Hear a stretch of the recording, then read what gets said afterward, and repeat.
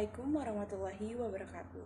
Perkenalkan, nama aku Imelda Dewi, NPM 2573347 dari kelas B Prodi Pengembangan Produk Agroindustri. Nah, di sini saya akan mengerjakan tugas UAP ujian akhir praktikum matkul penerapan komputer yang berjudul Presentasi yang baik mencakup 3 pilar. Nah, di sini ada presentasi yang baik mencakup 3 pilar. Nah, apa sih itu presentasi yang baik 3 pilar? Nah, di sini aku akan menjelaskannya. Presentasi yang baik mencakup 3 pilar itu adalah presentasi yang disusun dan disampaikan dengan memperhatikan 3 aspek tersebut. Nah, yang pertama itu ada aspek dapat dipahami, menarik, dan berkesan bagi audiensnya.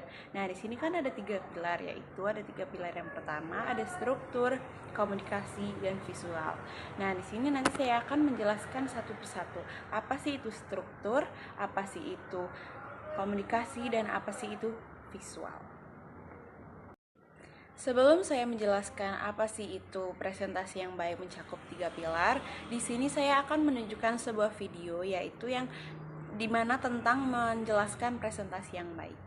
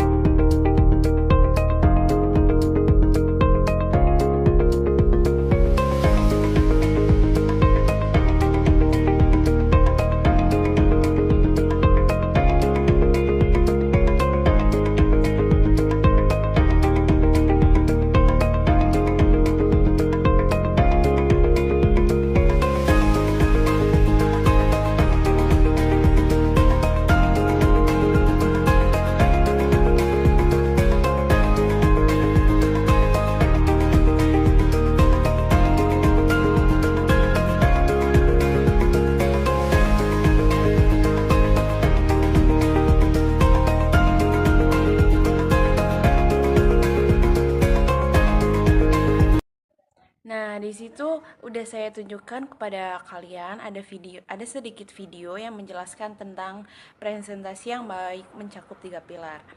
Nah, bisa kalian lihat ya, gimana sih itu presentasi yang baik dan ada apa saja sih dalam isi dari presentasi yang baik mencakup 3 pilar tersebut.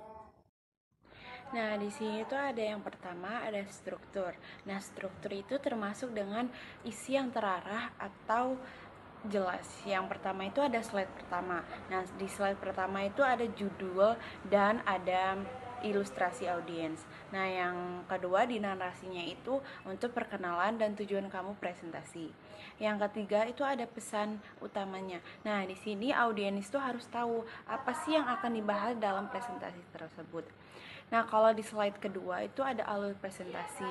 Nah, yang pertamanya itu visualnya itu diagram alur. Nah, itu berisi dengan pembuka, isi, atau dengan penutup. Nah, narasinya itu penjelasan yang singkat setiap bagiannya.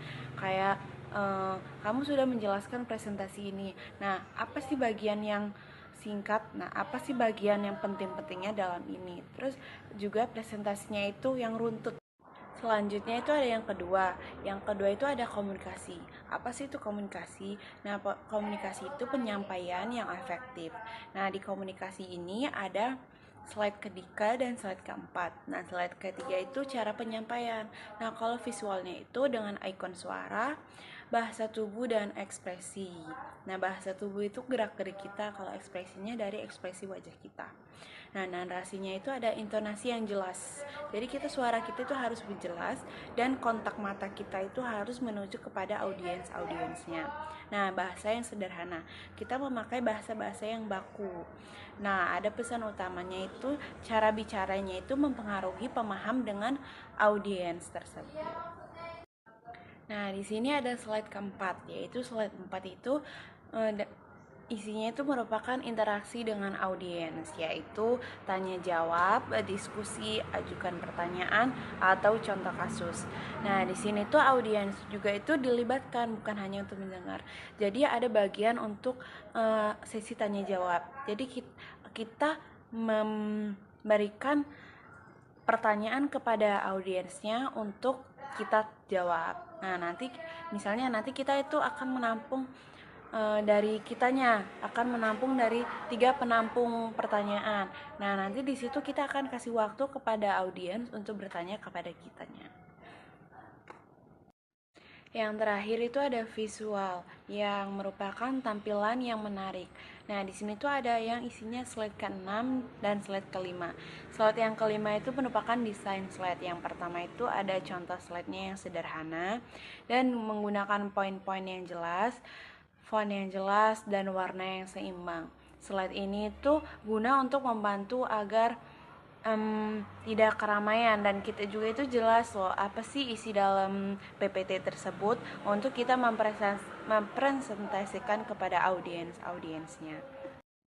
Selanjutnya yang terakhir tuh slide ke-6, yaitu media pendukung yang isinya itu ada gambar, grafik, dan ikon, dan gunakan visual ini untuk memperjelas data dan untuk memperkuat pesan tersebut. Nah, gambarnya, apabila kita ada gambar nih di presentasi tersebut, nah kita tuh menunjukkan gambarnya itu yang jelas dan grafik-grafiknya dan ikonnya. Gunakan visual juga yang jelas kepada data-data tersebut untuk mengisikan presentasinya di dalam PPT tersebut. Mungkin cukup sekian presentasi yang bisa saya sampaikan, dan apabila ada salah kata saya mohon maaf, dan saya akhiri. Wassalamualaikum warahmatullahi wabarakatuh.